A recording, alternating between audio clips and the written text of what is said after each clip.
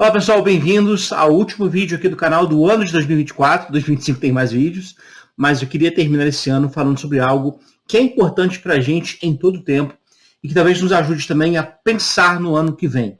O tema desse vídeo é esperança. Eu quero falar sobre isso a partir de um filme chamado Um Sonho de Liberdade. Então, vamos conversar um pouquinho sobre isso.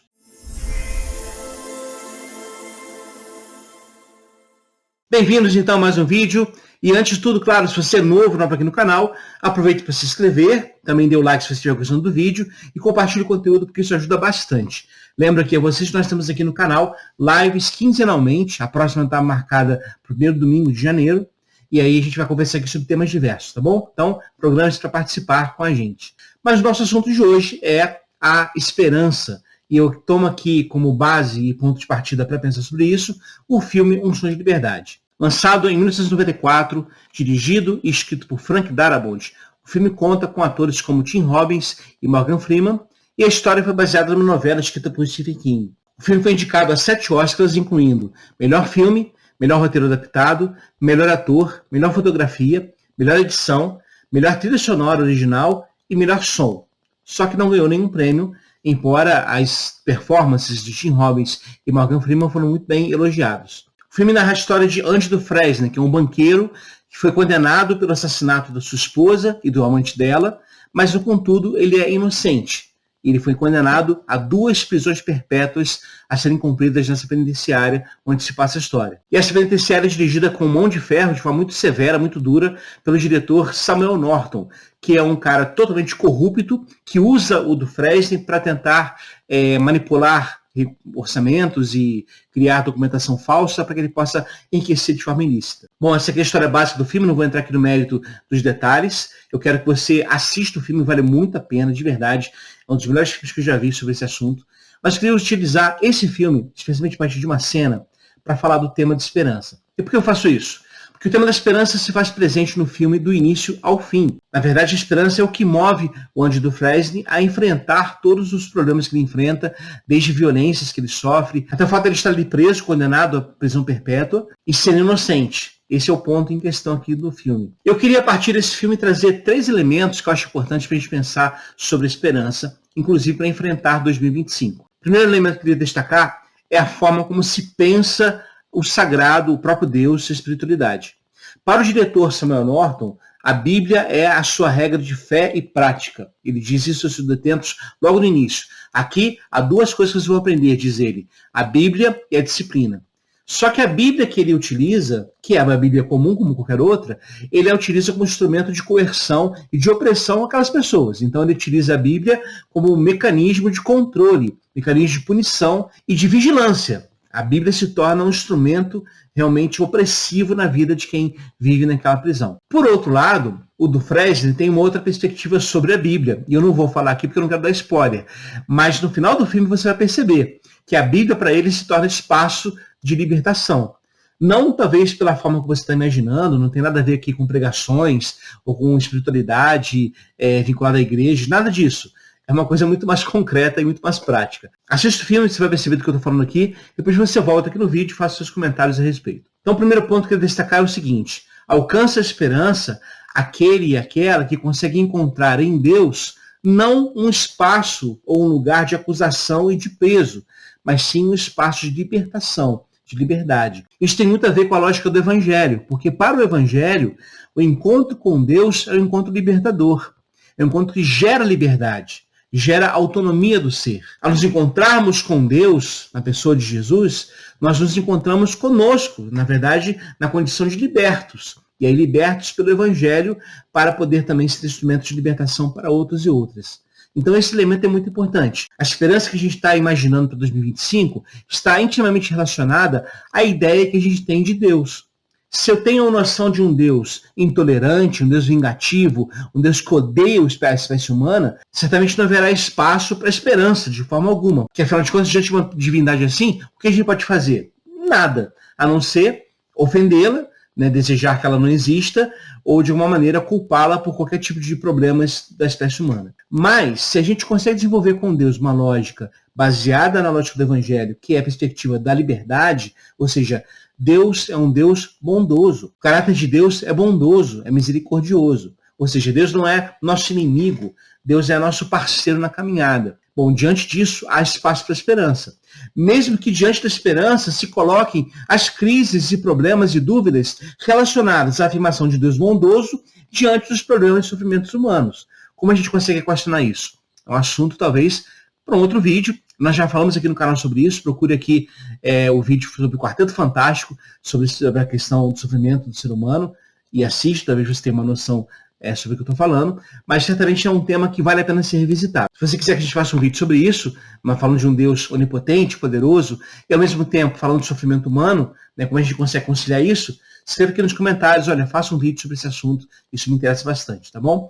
A gente vai conversar a respeito. Mas o ponto aqui em questão é o seguinte, dependendo da relação que a gente tem com o sagrado, isso se adequa a qualquer religião, se a nossa relação for uma relação problemática, uma relação prejudicial, uma relação que está afetada por essa lógica da opressão, certamente a esperança não irá surgir. Mas se a nossa lógica está baseada na perspectiva de um Deus que quer o nosso bem, aí há espaço sim para esperança. Segunda questão, a esperança que o filme mostra é uma esperança ativa e não passiva. O que eu quero dizer com isso é que esperança, na verdade, está vinculada muito mais ao verbo esperançar, ou seja, é uma atitude de quem se assume diante da vida com o desejo de transformá-la, de mudá-la.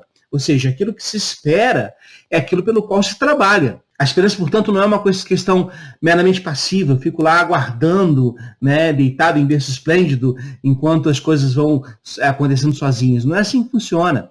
A ideia é que essa esperança ela é um combustível para a caminhada, ela é um fôlego para a vida.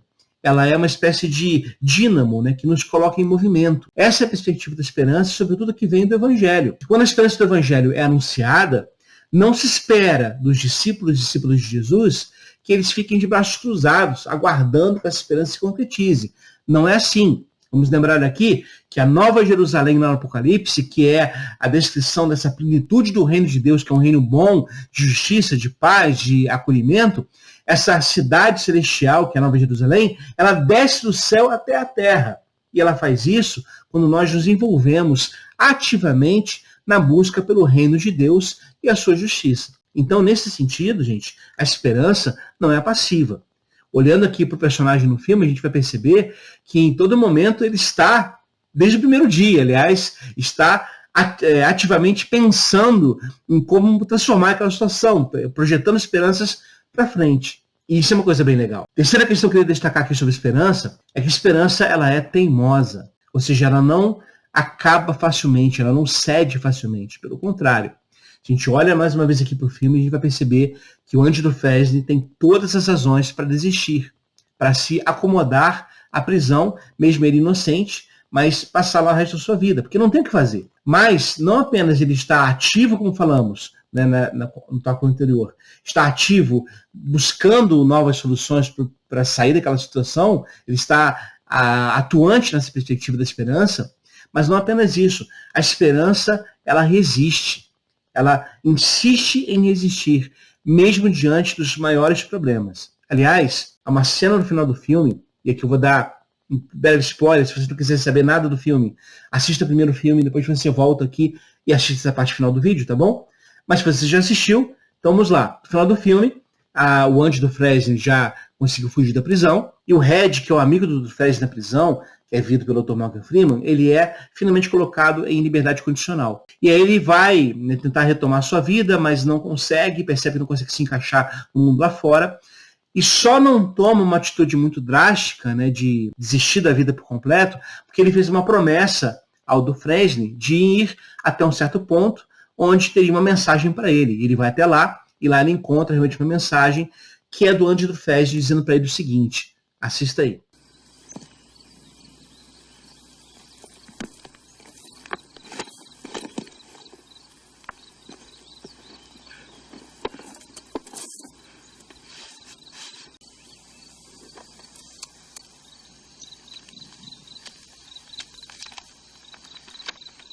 Dear Red, if you're reading this, you've gotten out. And if you've come this far, maybe you're willing to come a little further. You remember the name of the town, don't you? Say what to nail. I could use a good man to help me get my project on wheels. I'll keep an eye out for you, and the chessboard ready. Remember, Red, hope is a good thing, maybe the best of things, and no good thing ever dies. I will be hoping that this letter finds you, and finds you well. Your friend, Andy.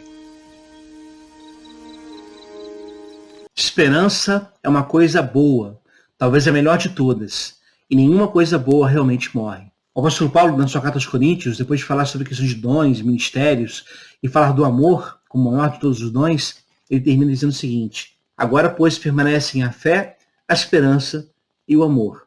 Estes três, mas o maior destes é o amor. É claro, porque o amor vive na esperança. O amor respira a esperança de quem espera um mundo melhor e não apenas espera passivamente, mas age em função disso. Que em 2025 a esperança do Evangelho de Jesus seja a sua força, seja o dínamo que movimenta a sua vida rumo ao horizonte da plenitude do reino de Deus, que nós aguardamos por fé, que se estabeleça para o bem de todos os seres humanos. Que nesse ano que se aproxima, a sua esperança nunca morra. Bom, pessoal, espero que vocês tenham gostado desse vídeo, um vídeo curto, mas espero que ajude vocês a pensar um pouquinho sobre esse tema. E nós vamos nos encontrar novamente no ano que vem. Queria inclusive chamar a atenção de vocês para o vídeo de quinta-feira que vem, porque é um vídeo que a gente vai ter aqui, na verdade, falar sobre novidades no canal. Mantenha-se aqui presente no canal, assista os vídeos novamente, né? Faça uma turnê pelo canal se você não conhece ainda, assista também as lives e a gente vai conversando e seguindo juntos a partir disso, tá bom? Abraço, pessoal, e até a próxima.